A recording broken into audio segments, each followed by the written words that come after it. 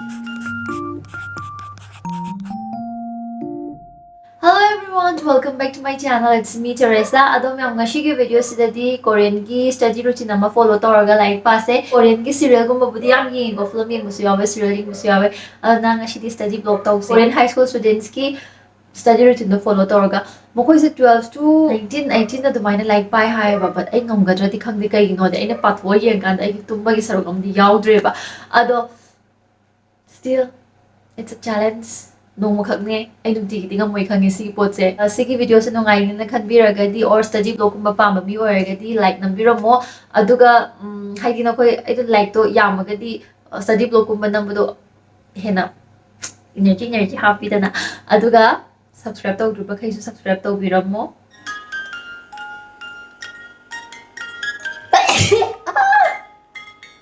Korean high school students kaiti 6 to 7 bauki marak sida hogolaga class nangnaba haidi moi class on pung nipan natraga mapan dagi horaga 4 dagi 5 fakta loishalle haiba ado eisu yahodo ngan bangam na ba hogotle aduga pung haidi to do list ka itu ado ai je yoga gumba have tawge tawna kara fresh oina ba yahodo theng banina aduga yoga tawge tawbani adu mobile legend na tare mobile legend amma sanaraga fresh start tawge tawne do mobile legend su pobi re Read comedy ka se lani I excited breakfast silai see how we ado dress to in housing high skirt to ado set ken have the set to kara comfortable oi de ba haidi ka chin ba to ingota ai na mu 24 hours ki haidok jab do ado ai na ga ra pakhat pani na di khamba sang mu di khara nungai do khara chen mi yam chen kita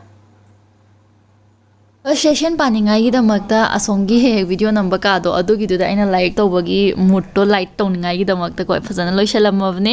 ado pana ba tawse pana bana dai online class yaug doine 9 to 12 How did you know when you were in love with Dad? Oh, I've been in love several times before.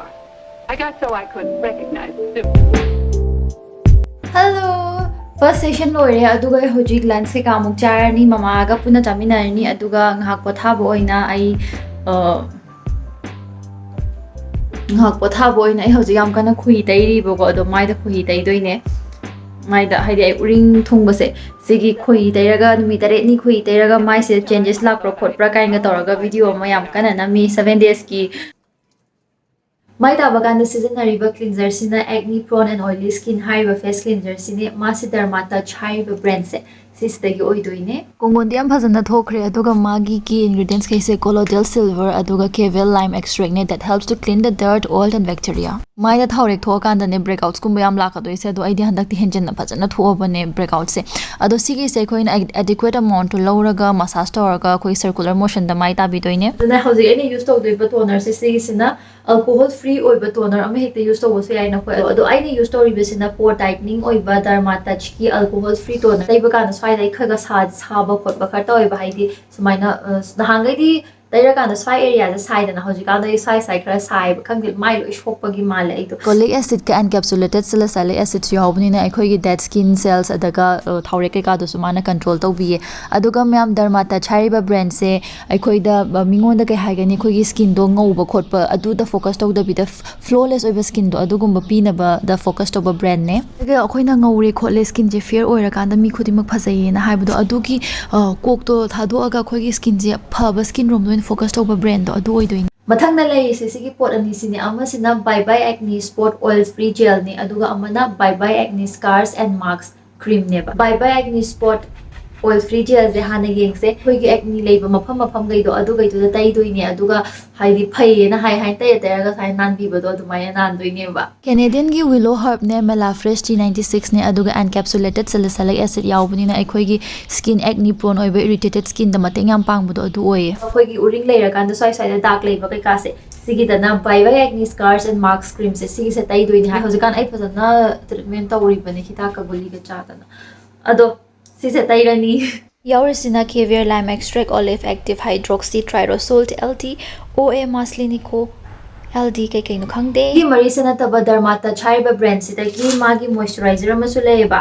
vitamin E yaw sa dum phaba male haidi aina mamanga mas moisturizer to pupu su vitamin E yaw do agi mai da khara phai na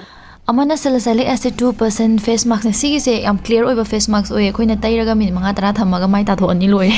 leirisi aina use story se yamna toner simadi phajana use story aduga atai gai sidi manaba khara leirimni na atai gai do hana loi mak loisan gi si kona use story ge aduga moi dermatologist na test ora bane clinically proven oira bane aduga skin yam gentle oiba cruelty free su oye basigi dermatology ki acne ga related oiba product sai je pamaga di ai description da magi link kai ka hapam ge aduga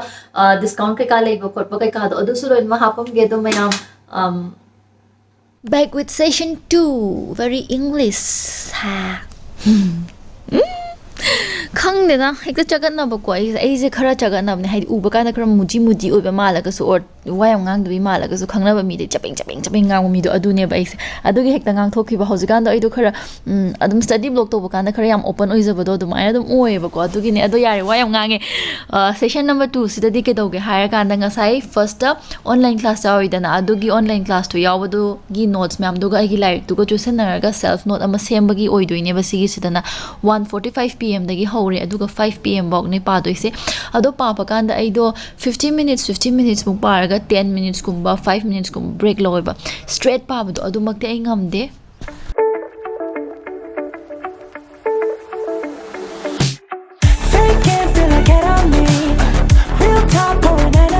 Hojik nai gi break lowa matam ne lowa se 5 tagi ai 7 bau break lowe adogi sigi marak sida luncheon bi se laeba do luncheon bi se aina thaina school ama do oza oi kan ma se class 8 ka hobane adu aina ta amba ngang ne ba aduga khoi lekai gi so angang oiba ado hojik pudi class 11 12 kare ado man hojik tami ba school dugi debate competition ama yauni hapetana se na lakpa statement do puraga adu my statement si mana for the ngang ni haba aina my statement sai against direct lay na haba statement do hekta ba ai against ni sine boina adu ibani se hainare ai gi point to haire masu my point to hai ibani oni debate macha ama tok thatnare ada hoi aduga mkhoi gi Korean gi students kai ka gi di 8 tagi oragana 4 fog 9 tagi oragana 5 fog school la leiba adugi aduda lairik ama parni marakta break ama lauraga mkhoi se pung 3 natraga 3 tagi pung 10 or midnight fawba dum leiraga library gumba da leiraga or mayum da self study gumba tawbodo adumaina tawbane bako adugi part to adu so muk tawra ase ai hak potharaga haidi pothaba hai jadum lan chenbiga loinaraga pothaba du maina sakre Baby, if you like my looking on the bright side, yeah, haven't smiled in so long. Just a simple action leads to our attraction.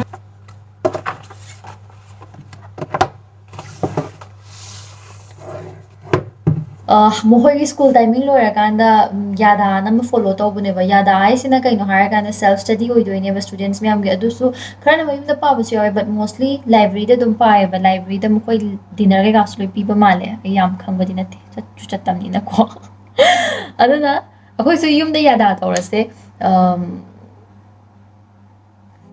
whatever.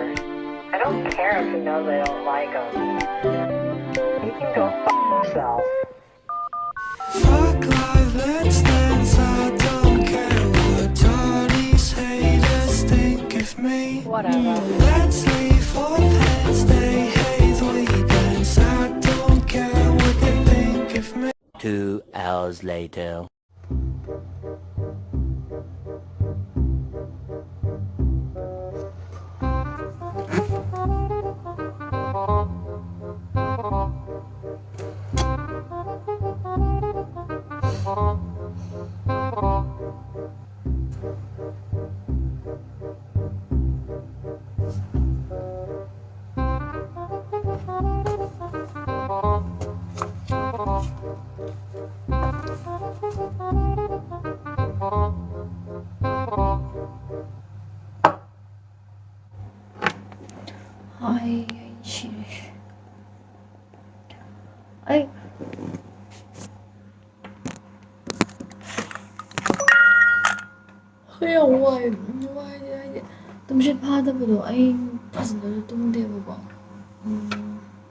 high school student gi mokoi gi study block ni dan aina tawri bes study routine dunia do indo ise do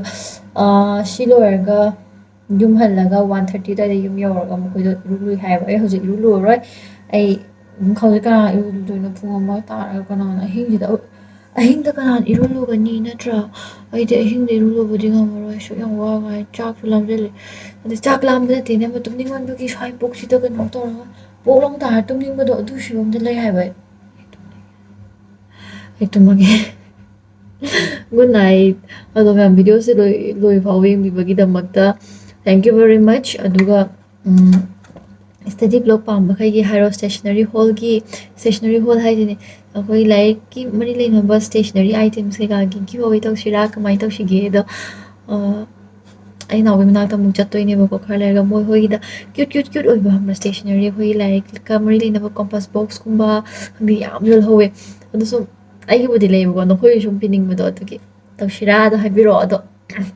ꯑꯅꯥꯎꯁꯨ ꯀꯪꯉꯦ ꯑꯩ ꯇꯨꯝꯃꯒꯦ ꯚꯤꯗꯤꯑꯣꯁꯦ ꯌꯦꯡꯕꯤꯕꯒꯤꯗꯃꯛꯇ thank you very ꯃꯆ ꯅꯨꯡꯉꯥꯏꯕꯤꯔꯒꯗꯤ like ꯇꯧꯕꯤꯔꯝꯃꯣ ꯑꯗꯨꯒ subscribe ꯇꯧꯗ꯭ꯔꯤꯕꯈꯩꯁꯨ subscribe ꯇꯧꯕꯤꯔꯝꯃꯣ ꯉꯁꯤꯒꯤꯗꯤ ꯑꯩ ꯂꯣꯏꯁꯤꯜꯂꯒꯦ good night ꯕꯥꯏ ꯕꯥꯏ